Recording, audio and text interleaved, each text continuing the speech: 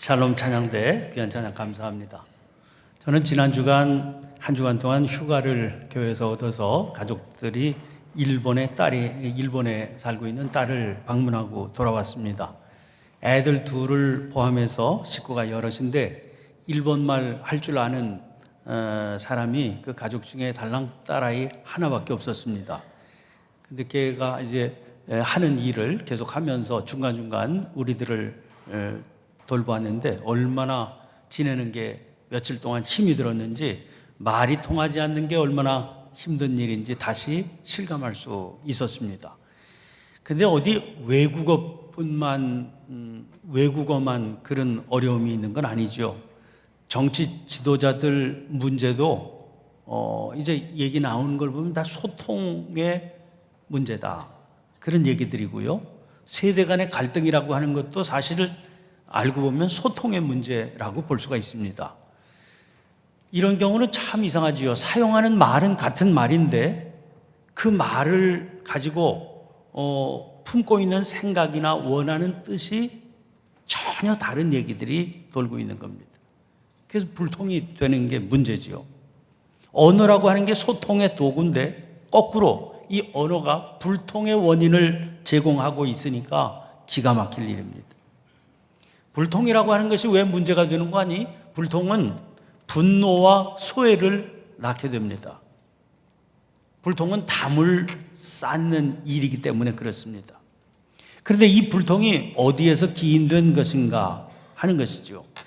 그리고 근원적인 소통이라고 하는 것이 과연 불가능한 일인가? 이런 질문을 우리에게 던지게 만듭니다.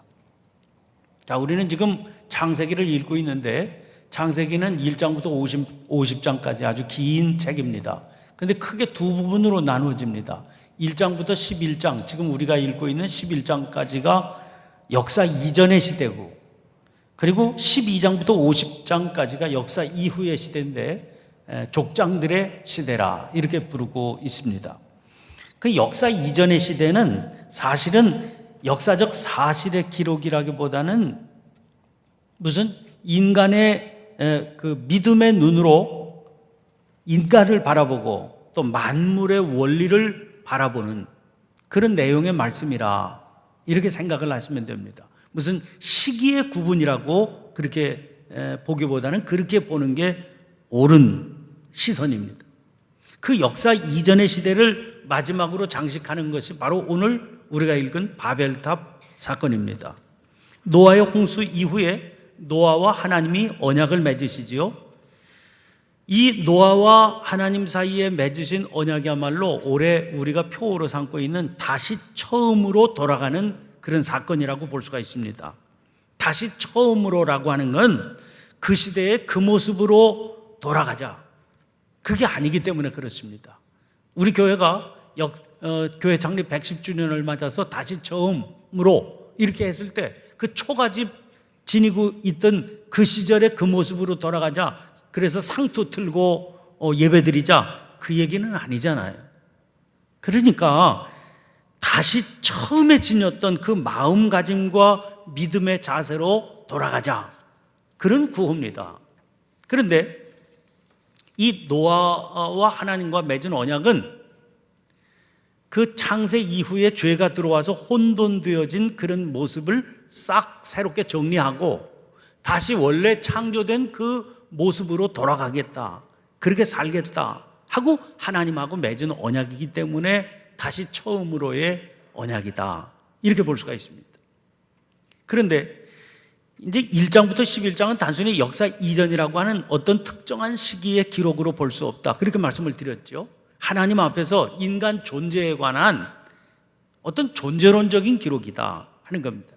인간은 하나님 앞에서 어떤 모습을 지닌 존재며 어떻게 살아야 하는지를 보여주는 기록이다, 그런 의미죠.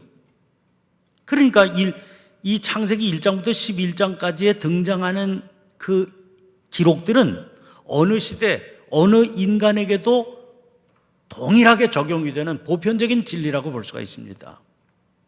이 모습이 창세기 12장 이하 계시록 마지막까지의 내용에 시대마다 구체적으로 적용이 되고 있는 그런 내용이거든요. 그런데 노아의 계약으로 다시 원래로 돌아갔던 원래의 모습을 언약했던 인간이 그 시간이 흘러가면서 다시 변질이 되는 겁니다. 창세기 1장에 등장했던 생육하고 번성하라 그 말씀이요, 홍수 이후에 다시 자주 등장합니다. 8장 17절, 9장 1절, 9장 7절 거듭 여러 차례 생육하고 번성한다 그 표현이 등장을 하는 겁니다. 그 구체적인 실현이 9장 18절 19절입니다. 방주에서 나온 노아의 아들들은 셈과 함과 야벳이며 함은 가나안의 아버지라. 노아의 이 세 아들로부터 사람들이 온 땅에 퍼지니라 그랬어요. 그 생육과 번성의 실제 내용을 기록한 것이 10장 전체의 말씀입니다. 각지로 뻗어나가는, 생육하고 번성해서 세계의 각지로 뻗어나가는 노아의 후손들의 족보기 때문에 그렇습니다. 그런데 문제는 그들이 생육하고 번성했지만 하나님 앞에서 자기들의 모습을, 언약했던 그 모습을 잃어버렸다는 데 문제가 있습니다. 자, 창세기 1장에 하나님께서 그 사람을 축복하시면서 생육하고 번성하라 했을 때는 다만 숫자만 늘려라, 그런 생육, 그런 번성이 아니었거든요. 그런데 노아의 자손들은 하나님 앞에서의 언약을 잊어버리고 그냥 숫자만 늘리는 생육과 번성을 이루었다는 겁니다. 오늘 바벨탑 사건은 그렇게 살 때 인간의 생육과 번성이 어떤 결과를 초래하는지 하는 것을 보여주고 있습니다. 자, 오늘 본문 말씀 한번 보세요. 1절에 보면 온 땅의 언어가 하나요 말이 하나였더라.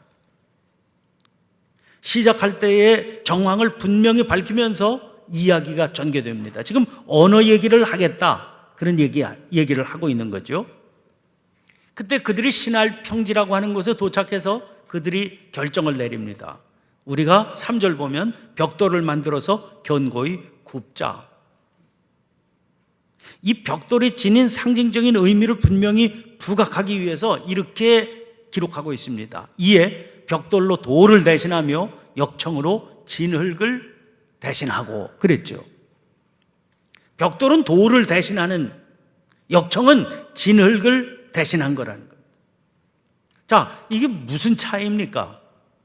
차이가 있다면 이것은 천연이냐 가공이냐의 차이죠. 진흙은 천연 그대로고요. 돌은 천연 그대로인데 진흙을 구워서 인간이 만들어낸 게 벽돌이죠.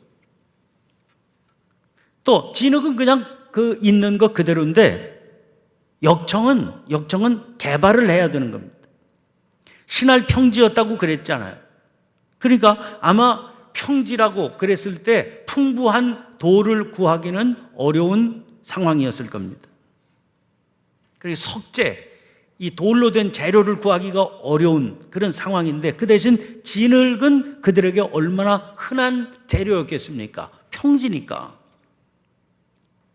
이제 이 재료를 보면서 인간들이 강구하는 겁니다. 머리를 쓰는 겁니다. 주변에 흔해 빠진 진흙을 재료로 해서 돌같이 단단하지만 가공도 쉬운, 벽돌은 가공이 쉬운 거 아니에요? 그 굽는 방법을 개발해서 돌 대신에 사용하게 된 거죠. 역청으로 진흙을 대신했다 그랬습니다. 역청이라고 하는 건 천연 아스팔트입니다. 저는 천연 아스팔트 호수에 가봤어요. 2012년인데 제가 트리니다드 토바고라고 하는 중남미의 작은 국가를 방문했거든요. 거기 유명한 관광지 중 한 곳이 피치레이크라고 그러더라고요. 그래서 가봤습니다. 저긴데 저 사람이 이렇게 뜨고 있는 게 저게 아스팔트입니다. 그냥 뜨면 아스팔트예요. 처음 그걸 구경했어요. 그 아스팔트 호수가 얼마나 큰지 한번 그 다음 사진 한번 보시죠. 저기 지금 어두워서 잘 안 보이는데 저게 지금 객차들이거든요. 화물 객차. 저기다가 저 아스팔트를 퍼다 담으면 그냥 아스팔트 팔아먹게 이렇게 된 거죠. 근데 참 이상하더라고요. 저렇게 아스팔트가 무진장으로 깔려서 수출을 하는데 저 레이크까지 가는 길은 또 비포장 도로더라고요. 그게 참 이상하다. 그런 생각을 했습니다. 아무튼 여러분, 당시까지 무슨 집을 짓는다든지 이렇게 하면 건축에 일반적으로 재료로 사용하는 건 진흙이었을 겁니다. 평지니까. 그런데 이 진흙을 가지고 굳히고요, 진흙을 가지고 쌓고 뭐 이랬던 겁니다. 근데 저 아스팔트는 점성이 훨씬 더 강한 거지요. 벽돌을 만들어서 그 벽돌과 벽돌 사이에 이 아스팔트를 끼워놓으면 방수가 되고 굉장히 높은 건축물을, 그 구조물을 만들 수 있는 가능성이 있게 된 겁니다. 굉장한, 건축으로 보면 굉장한 발견이죠. 그러니까 지금까지는 상상도 못했던 거대한 구조물을 만들 수 있게 된 겁니다. 그런데 진흙이라고 하는 건 그냥 주변에 널려 있는 걸 그냥 퍼다 사용하는 재료였는데 반해서 역청은 일종의 광물 자원이기 때문에 개발이 필요한 재료였던 겁니다.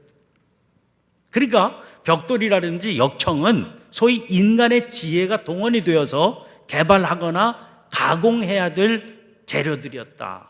그게 특징입니다.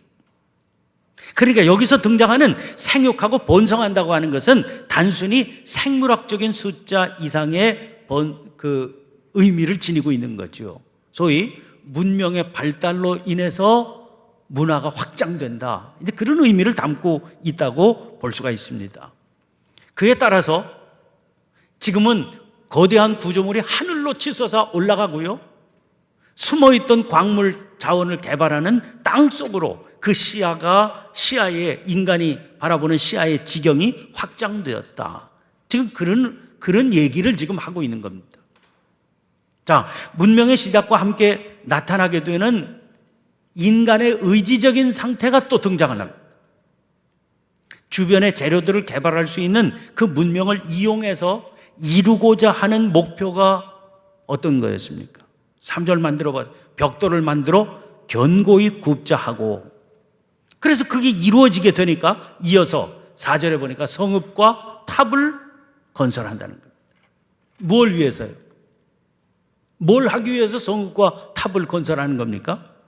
3절에 그 탑 꼭대기를 하늘에 닿게 하여 우리 이름을 내고 온 지면에 흩어짐을 면하자.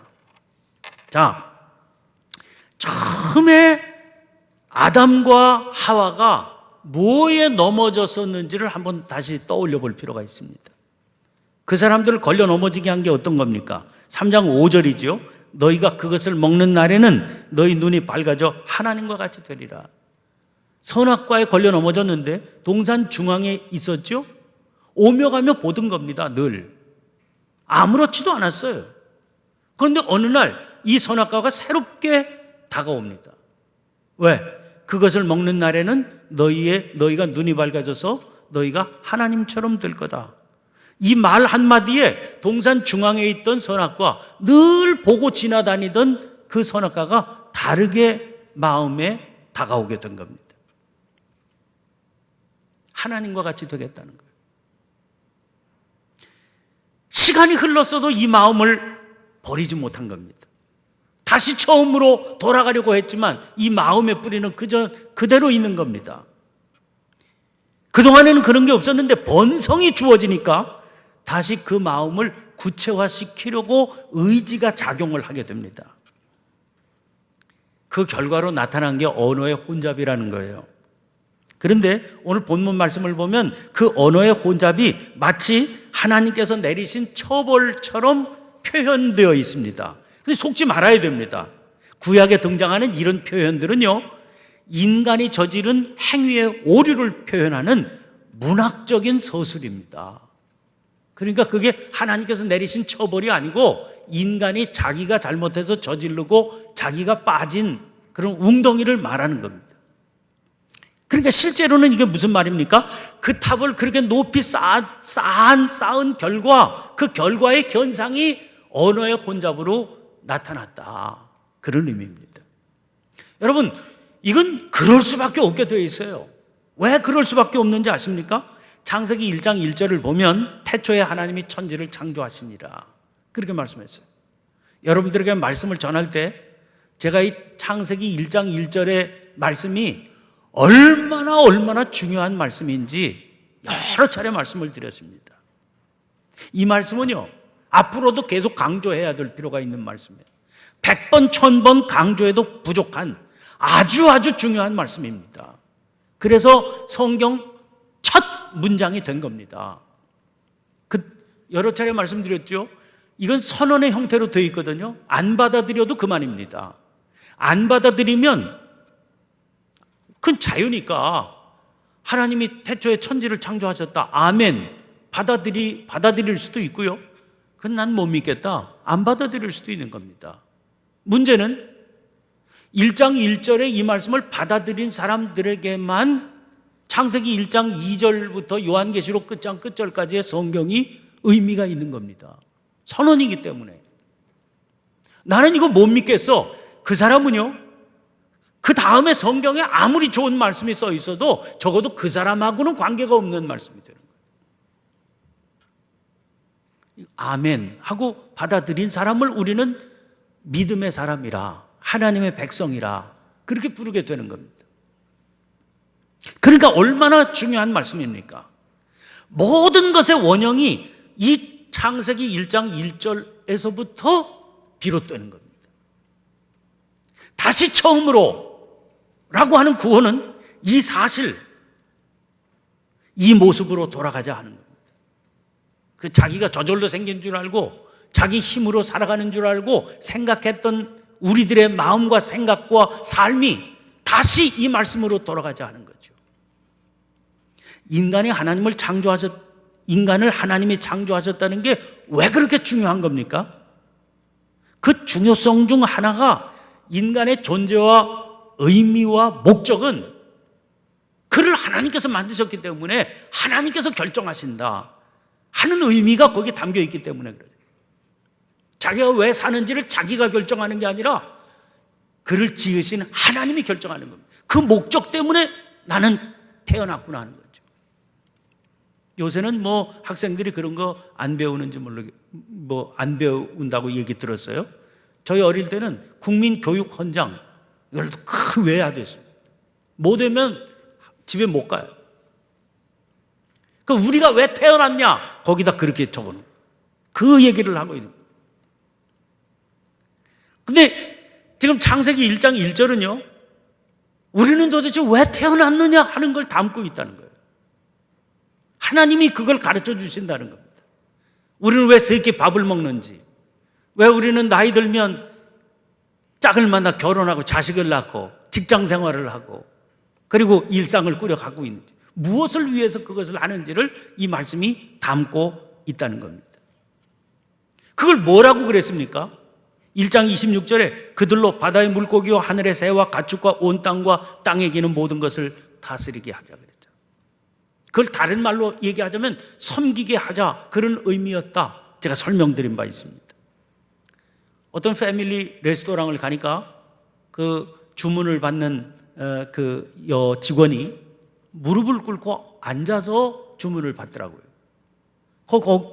그 식당에서는 그렇게 가르치는가 봐요. 왜 그러냐? 손님하고 눈높이를 맞춰야 된다. 그런 의미였다고 그래요. 너는 섬기는 사람이다. 그런 얘기죠. 섬기는 사람은 제일 낮은 자리에 있어야 된다. 그런 의미입니다. 그러니까 하늘에 닿게 해서 자기 이름을 내보겠다. 그거는요, 섬기는 자에게는 절대로 품어서는 안 되는 어불성설, 말이 안 되는 얘기를 생각을 하고 있는 겁니다. 하나님께서 이용해서 잘 섬기는 데 쓰라고 주신 지혜를 전혀 그릇된 거꾸로의 목적을 위해서 사용하고 있는 거죠. 우리 어릴 때 불렀던 노래 가운데 이런 게 있어요.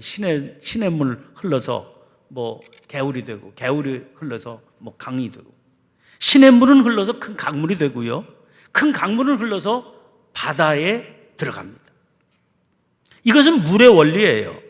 즉 낮은 곳으로만 흐르는 물은 어떤 존재와도 서로 소통하게 되고 그리고 부담감 없이 합쳐지게 된다. 그런 의미입니다. 낮은 자리에 서서 잘 섬기며 살려고 하는 사람은 누구와도 소통이 어렵지 않습니다. 그런 삶의 가치관을 가지고 사는 사람은 누구와도 담을 의식하지 않고 만날 수 있게 되어 있습니다. 그러나 섬김의 본분을 잊어서 높아지려고 하는 순간, 그때 소외의 역사가 나타나게 돼요. 불통의 역사가 나타나게 되는 겁니다. 지금 신할 광야의 인간들은 자기들의 본분을 잊어버린 겁니다. 그 결과가 무너진 바벨탑이라는 거죠. 무너졌다 하는 건 단순한 표현이 아닙니다. 천국을 지옥으로 만들었고 문명의 유용성을 가지고 그런 지옥을 만들어냈다는 의미입니다. 뭘 지으려고 그랬는데 무너져 황폐하고 참담한 폐허를 만들었다, 그런 의미입니다. 재미있는 건 왜 하필이면 이름이 바벨일까 하는 겁니다. 아주 일찍부터 벽돌 가공법을 개발해서 거대한 건축물을 지을 줄 알았던 것이 인간의 문명에는 메소포타미아 문명, 에집트 문명, 이런 건 다 돌로 되어 있는 문명이죠. 메소포타미아 문명은 벽돌 문명이거든요. 특별히 이 벽돌 문명 가운데 바벨론이 가장 유명합니다. 지금도 유적이 남아있는 바벨론의 지구라트라고 이름이 붙어있는 신전은 아주 유명한 고고학적 유물이죠. 저게 지금 현재 아브라함의 고향인 우르 땅의 유적지로 남아있는 지구라트입니다. 거대한 구조물인데 다 벽돌을 구워서 쌓은 겁니다. 오늘 본문에 등장하는 바벨탑이 이 바벨론의 지구라트였을 거다 하는 게 정설이에요. 자, 여러분, 환경을 지금 이 성경이 기록되던 당시로 한번 가보지요. 이 성경이 기록될 당시의 유대인들은 바벨론의 포로로 끌려간 유대인들입니다. 그들은 자기들만의 세계에서 바벨론이라고 하는 새로운 세계로 강제로 끌려 들어간 겁니다. 바벨론에 들어가서 저 거대한 건축물 앞에서 전혀 지금까지는 그림도 그려보지 못한 새로운 세상을 거기서 만나게 되는 겁니다. 진흙만 알았던 그들에게 벽돌과 역청으로 이루어진 하늘을 찌를 듯 솟아있는 거대한 지구라트, 경이로운 문명의 세계였습니다. 그러나 그들은 그 문명 앞에 탄복하고 기가 질리는 그런 마음을 당연히 품게 되었지만 동시에 전혀 다른 마음도 품게 됩니다. 그것은 그 문명의 세계가 안고 있는 지옥 같은 참담한 세계의 모습입니다. 그리고 그들이 바라보니까 그 뿌리에는 하나님을 부인하는 인간의 교만이 자리를 잡고 있구나 하는 사실을 알게 됩니다. 결국 그들은 그 거대한 바벨론이 어떻게 새벽의 이슬처럼 한순간에 무너져서 사라져버리는지를 목격하게 되죠. 예루살렘에 돌아온 그들은 바벨탑 기사로 이 실상을 명확하게 알려주고 있는 겁니다. 혼잡해져서 불통의 도구가 되어버린 세상은 먼 훗날 다시 언어의 기적적인 소통을 경험하게 됩니다. 사도행전 2장이에요. 오순절 강림, 성령 강림 이후에 나타난 방언의 역사입니다. 서로 다른 언어를 사용하는데 자기들이 다 알아듣게 되는 그런 기적이 나타납니다. 언어가 혼잡해진 것은 하늘에 다 닿겠다는 교만 때문 아닙니까? 그러나 성령께서 주신 복음으로 세상의 생명을 구원하는 섬김의 사역을 붙들게 되니까 언어가 소통의 도구로 바뀝니다. 그렇다면 우리가 살펴볼 필요가 있죠. 지금 우리의 삶에는 어떤 언어가 사용되고 있는지를 볼 필요가 있습니다. 130여 년 전에 벽안에 선교사들이 이 땅에 왔습니다. 말이 잘 안 통하죠. 불통의 세계로 들어온 겁니다. 그들이 안고 있었던 것은 복음 한 가지였습니다. 그것으로 끝없이 전염병이 창궐하고 미신으로 가득한 이 땅에 낮고 천한 백성들을 찾아가서 병을 고쳐주고 그들을 끌어안고 복음을 전하기 시작했습니다. 그런데 그들 속에 소통의 역사가 놀랍게 불같이 번져가게 된 거죠. 그 열매로 지금 오늘 우리들이 이 자리에 있는 거 아닙니까? 그래서 한번 생각해 보자는 거죠. 지금 우리의 삶에는 어떤 언어가 사용되고 있는지를 한번 살펴보자는 거예요. 낮아져 섬기는 그런 존재로서의 언어를 사용하고 있는지, 높아져서 벽을 쌓으려고 하는 언어를 쓰고 있는 것이 우리들의 삶인지 한번 살펴보자는 겁니다. 우리가 과연 믿음의 사람이라면, 성도의 언어라면 과연 어떤 언어여야 되는가 하는 것입니다. 하나님께서는 우리에게 여러 가지 자원들을 주셨어요. 진흙으로 벽돌을 만들 수 있고, 땅속에 묻힌 역청을 개발해서 그것들을 쌓아 올릴 수 있는 그런 지혜 우리들에게 주셨습니다. 많은 것들을 사용할 수 있는 자원들이, 삶의 자원들이 우리들에게 주어졌습니다. 자기는 부족한 것처럼 보일 수 있어도, 그런데 사실 따지고 보면 돈으로 계산할 수 없는 어마어마한 자원들이 우리들에게 있는 것을 알게 될 겁니다.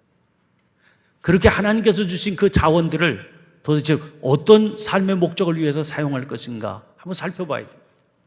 그 방향으로, 그 방향 설정이 우리들의 인생을 하늘과 땅처럼 달라지게 할 겁니다. 우리가 믿음의 삶을 산다는 건 하나님께서 주신 그런 자원들을 낮고 낮은 자리에 서서 하나님께서 우리를 지으실 때 마음에 품으셨던 그 의미 그대로 세상과 사람을 섬기는데 사용하기를 소원하는 마음을 품고 발걸음을 내디뎌야 한다는 겁니다.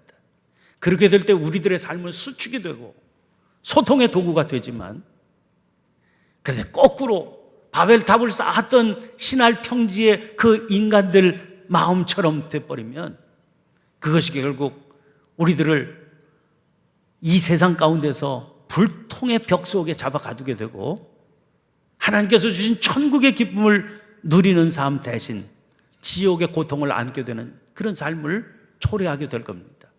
그건 우리가 결정할 문제입니다. 우리가 결단할 문제입니다. 오늘 사순절 십자가에 달려 가장 낮은 자리에서 당신의 생을 마감하셨던 예수님의 삶을 본받으면서 우리는 어떤 삶을 지향하고 살 것인가를 스스로 결단할 수 있는 그런 저와 여러분이 되시기를 주의 이름으로 축원합니다. 기도를 드리겠습니다. 존귀하신 주님, 사순절 두 번째 주일입니다. 오늘 저희들이 주일 예배에 참석해서 하나님의 말씀을 귀담아 들을 수 있는 은혜를 주시니 감사합니다. 바벨탑은 거대한 구조물이었지만 그 구조물이 그 바벨탑을 쌓은 인간들을 결코 행복하게 해주지 못하고 불통의 담 속에 빠뜨려버리는 참남한 도구로 전락했던 것을 오늘 말씀을 통해 듣게 됩니다. 어디 먼 옛날의 기사가 아니라 오늘 저희들의 인생을 보게 해주는 그런 기사인 것을 알게 해주시옵소서.